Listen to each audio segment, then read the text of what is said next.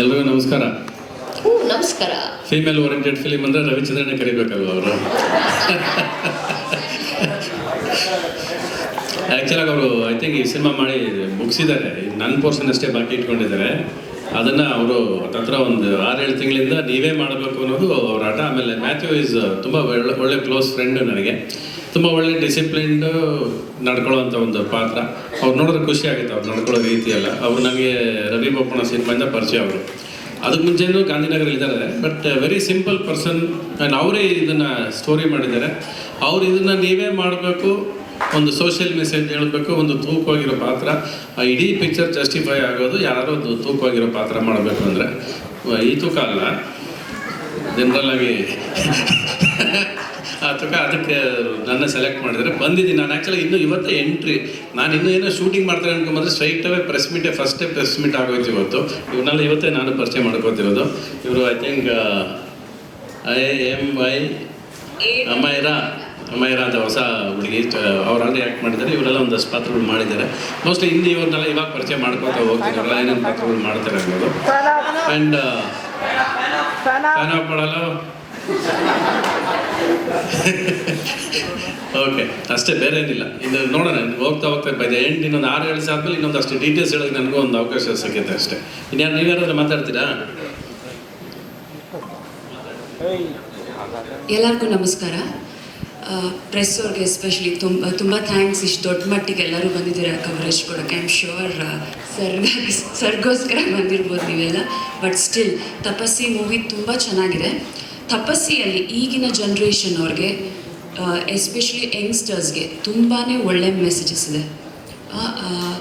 ಹೇಗೆ ಈಗಿನ ಕಾಲ ಜನ್ರೇಷನ್ ಮಕ್ಕಳು ದಾರಿ ತಪ್ತಾ ಇದ್ದಾರೆ, ಒಂದು ಚೂರು ಗೈಡೆನ್ಸ್ ಅವ್ರಿಗೆ ಕೊಟ್ಟರೆ ಅವ್ರು ಹೇಗೆ ವಾಪಸ್ ಟ್ರ್ಯಾಕಿಗೆ ತರಬಹುದು ಅನ್ನೋ ಒಂದು ಮೆಸೇಜ್ ಈ ಸಿನಿಮಾದಲ್ಲಿದೆ. ಆಮೇಲೆ ಎಂಥವರು ಆ ಒಂದು ಗೈಡೆನ್ಸ್ ಕೊಡುವಂಥ ವ್ಯಕ್ತಿ, ಆ ಥರ ವ್ಯಕ್ತಿಗಳು ಪ್ರತಿಯೊಬ್ಬರು ಜೀವನದಲ್ಲೂ ಇರ್ತಾರೆ. ಬಟ್ ನಾವು ಅವ್ರ ಮಾತನ್ನ ಕೇಳ್ತಿರಲ್ಲ. ಸೊ ಕೇಳದೆ ಇದ್ದಾಗ ಏನಾಗುತ್ತೆ ಅಂತ ಕಾನ್ಸಿಕ್ವೆನ್ಸಸ್ ಅದ್ರ ಬಗ್ಗೆನೂ ಇದೆ ಸಿನಿಮಾದಲ್ಲಿ. ಸಿನಿಮಾ ತುಂಬ ಚೆನ್ನಾಗಿ ಮೂಡ್ ಬಂದಿದೆ. ನಾನು ನನ್ನ ಪ್ರೊಡ್ಯೂಸರ್ ಬಗ್ಗೆ, ಡೈರೆಕ್ಟರ್ ಪ್ರೊಡ್ಯೂಸರ್ ಮ್ಯಾಥ್ಯೂ ಸರ್ ಬಗ್ಗೆನೂ ಮಾತಾಡೋಕ್ಕೆ ಇಷ್ಟಪಡ್ತೀನಿ. I am really happy to work with him. ತುಂಬ ಒಳ್ಳೆ ಪ್ರೊಡ್ಯೂಸರ್. ನಾವು ಸಿನಿಮಾ ಮಾಡುವಾಗ ತುಂಬ ಚೆನ್ನಾಗಿ ನೋಡಿಕೊಂಡ್ರು ನಮ್ಮನ್ನು. ಪ್ರತಿಯೊಂದು ಇದರಲ್ಲೂ ಏನೂ ತೊಂದರೆ ಆಗ್ತಿದ್ದ ಹಾಗೆ ಸಿನಿಮಾ ಮಾಡುವಾಗ ಎಲ್ಲ ಆರ್ಟಿಸ್ಟ್ಗಳಿಗೂ, ಈವನ್ ಜೂನಿಯರ್ ಆರ್ಟಿಸ್ಟ್ ಯಾರೇ ಇರಲಿ, ಈಕ್ವಲಿ ಅವ್ರಿಗೆ ಸ್ಟೇ ಇರ್ಬೋದು. ಅಷ್ಟು ಒಳ್ಳೆ ವ್ಯಕ್ತಿ ನಮ್ಮ Mathew sir. Thank you so much. ನನ್ನ ಸಿನಿಮಾದಲ್ಲಿ ತೊಗೊಂಡಿದ್ದಕ್ಕೆ ಮುಖ್ಯವಾಗಿ ಇವತ್ತು ನಾನು ರವಿಚಂದ್ರನ್ ಸರ್ ಕೂತಿರೋ ಜಾಗದಲ್ಲಿ ನಾನು ಕೂತಿದ್ದೀನಿ ಅಂದರೆ I am very very very happy. Sir thank you so much. ನಿಜವಾಗ್ಲೂ ಇಷ್ಟು ಎಲ್ಲ ಪ್ರಾಜೆಕ್ಟ್ಸ್ ಮಾಡಿದ್ದೀನಿ, ಬಟ್ ಇವತ್ತು ನಂಗೆ ತುಂಬ ಖುಷಿ ಆಗ್ತಿದೆ. And Mathew sir, thank you so much for giving opportunity. ಇಂಥ ದೊಡ್ಡ ವೇದಿಕೆ ಮೇಲೆ ನನ್ನನ್ನು ಕರೆಸ್ಕೊಂಡಿದ್ದಕ್ಕೆ ಥ್ಯಾಂಕ್ ಯು ಸರ್. ಎಲ್ಲರೂ ಸಿನಿಮಾ ನೋಡಿ, ತುಂಬ ಚೆನ್ನಾಗಿದೆ. ಎಸ್ಪೆಷಲಿ ಯಂಗ್ಸ್ಟರ್ಸ್ಗೆ ಒಳ್ಳೆ ಮೆಸೇಜ್ ಇದೆ. ತಂದೆ ತಾಯಿಗಳಿಗೂ ಇದೆ ಮೆಸೇಜ್ ಈ ಸಿನಿಮಾಲಿ. Thank you so much. ನೀವು ಆ್ಯಪಲ್ ಬ್ಯೂಟಿಗಳನ್ನ ಎಲ್ಲಿ ಹುಡ್ಕೊಂಡು ಬರ್ತೀರಾ ಅಂತ ಎಲ್ಲ ಕೇಳ್ತಿದ್ದಾರೆ. ಆ್ಯಪಲ್ ಬ್ಯೂಟಿ ಥರ ಹೀರೋಯಿನ್ಸ್ಗಳನ್ನ ಎಲ್ಲಿ ಹುಡ್ಕೊಂಡು ಬರ್ತಾರೆ ರವಿ ಸರ್ ಅಂತ ಎಲ್ಲ ಕೇಳ್ತಿದ್ದಾರೆ.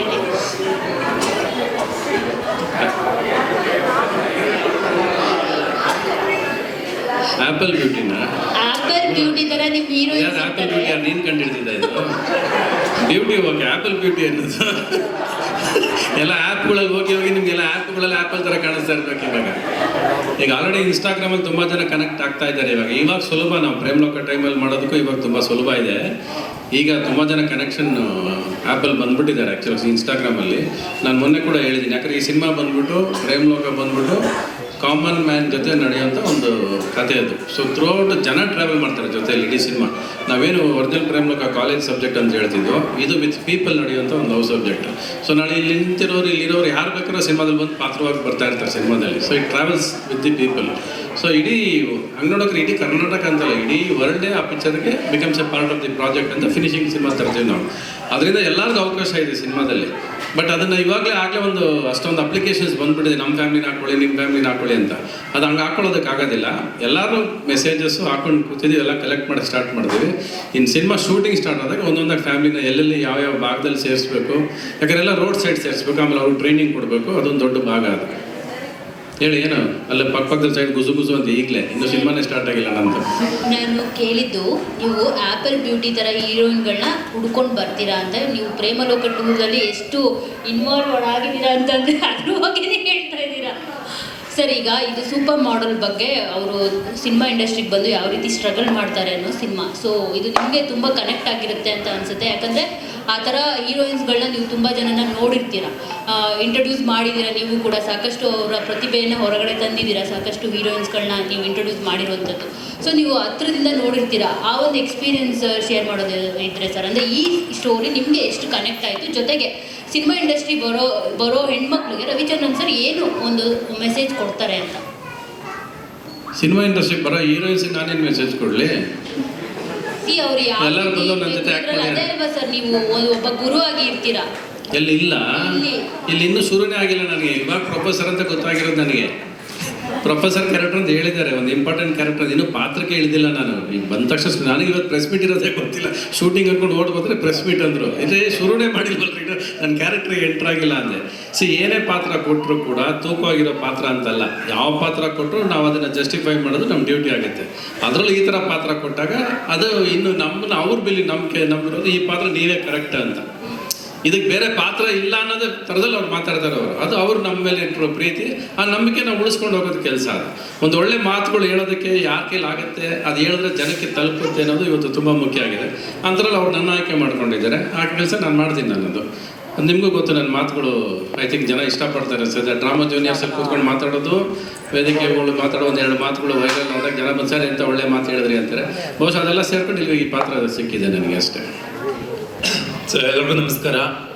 ಥ್ಯಾಂಕ್ ಯು ಇಲ್ಲೆಲ್ಲ ಬಂದಿದ್ದಕ್ಕೆ. ಈ ತಪಸ್ಸಿ ಮೂವಿ ಬಗ್ಗೆ ಹೇಳಬೇಕಂದ್ರೆ ಇದೊಂದು ಸೋಷಿಯಲ್ ಮೆಸೇಜ್ ಇರೋ ಮೂವಿ. ಅಂದರೆ ತುಂಬ ಚೆನ್ನಾಗಿ ಒಂದು ಸೋಷಿಯಲ್ ಮೆಸೇಜ್ ಕೊಟ್ಟಿದ್ದಾರೆ. ಫಸ್ಟ್ ಆಫ್ ಆಲ್ ನಾವು ಮ್ಯಾಥ್ಯೂ ಸರ್ಗೆ ಥ್ಯಾಂಕ್ ಯು ಹೇಳಬೇಕು. ಡೈರೆಕ್ಟರ್ ಕಮ್ ಪ್ರೊಡ್ಯೂಸರ್ ನಮ್ಗೆ ತುಂಬ ಸಪೋರ್ಟ್ ಮಾಡಿದ್ದಾರೆ. ಅಲ್ಲಿಂದ ಇದೊಂದು ಹೊಸ ಅನುಭವ. ಮತ್ತು ನಾವು ರವಿ ಸರ್ ಜೊತೆ ಆ್ಯಕ್ಟ್ ಮಾಡಬೇಕಂದ್ರೆ ಅದೊಂದು ಅದೃಷ್ಟ ಅಂತಲೇ ಹೇಳ್ಬೋದು. ಅದಕ್ಕೆ ಎಲ್ಲದಕ್ಕೂ ಥ್ಯಾಂಕ್ ಯು ಸೋ ಮಚ್ ಅದೇ ಹೇಳ್ತಾ ಇದ್ದೀನಿ. Thank you sir.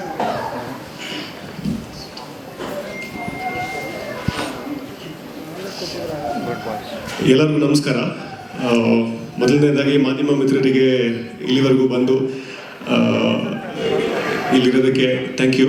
And Mathew sir, thank you so much. ನನ್ನ ರಾಜೇಶ್ ಅನ್ನೋ ಪಾತ್ರಕ್ಕೆ ಕಾಸ್ಟ್ ಮಾಡಿ ಈ ತಪಸ್ಸಿ ಅನ್ನೋ ಮೂವಿಯಲ್ಲಿ ನಾನು ಇರೋದಕ್ಕೆ ತುಂಬ ಹೆಮ್ಮೆ ಪಡ್ತೀನಿ. ಆ್ಯಂಡ್ ತಪಸ್ಸಿ ಬಂದು ಒಂದು ಸಿನಿಮಾ ಇಂಡಸ್ಟ್ರಿಗೆ ಬಂದು ಒಂದು ಹೆಣ್ಣುಮಗಳು